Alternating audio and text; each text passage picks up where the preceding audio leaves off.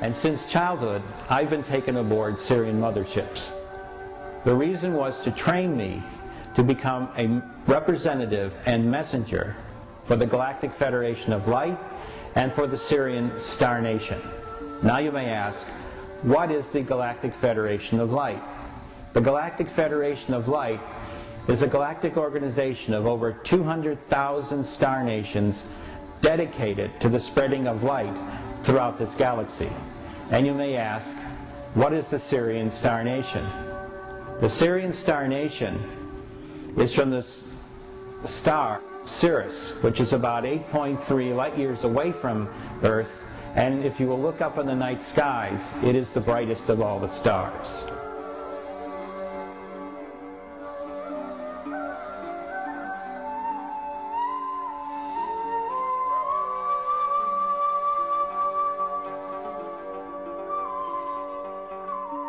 Who trained me?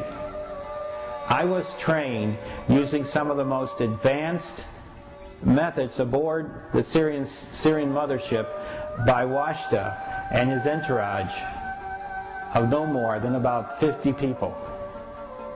And now you may ask, what is it that I was studying?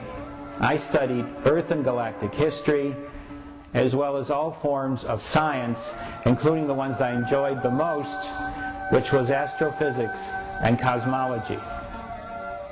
Now during this tour, I will share my insights from the many personal experiences that I had aboard Sirian starships. The tour that we will be describing is covering 8 sections of a Sirian mothership.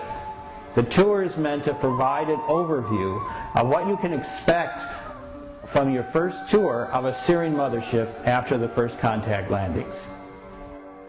Now the key to all of this is the Umakdan, or the symbol of creation.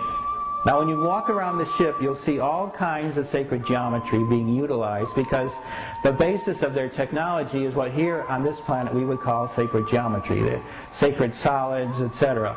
Now the Umakdan was the most sacred of all.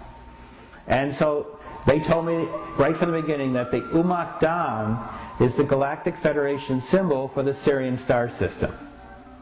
It is an intensely activational emblem. And I found that to be interesting, because what it did was it brought you always into a period of peace and a period of complete and unbelievable calmness and joy. They are shaped like balls and are usually between 100 feet and 300 feet in diameter.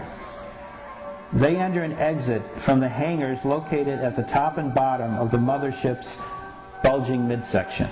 Now the ship itself is roughly 300 miles across and approximately 100 miles tall. So it is very big. So now you just leave all those items at the door. You won't need these while you're on board the mothership, because your body's electromagnetic fields will be balanced automatically. You will temporarily experience excellent health and a strong, ailment-free body. When you leave the mothership, you must resume using these instruments and other implements back on Earth until the time comes for you to be healed. It's like walking on clouds. The floor's electromagnetic energy field raises up to meet your feet. So I would actually do this. And to me it was neat. You couldn't fall, because you could run against this thing and you'd bounce off. That's what I call a secured fence. So it was marvelous. So I would look down and I would see these things. Like, if you think ants are small, you should see what they look like from a half mile up.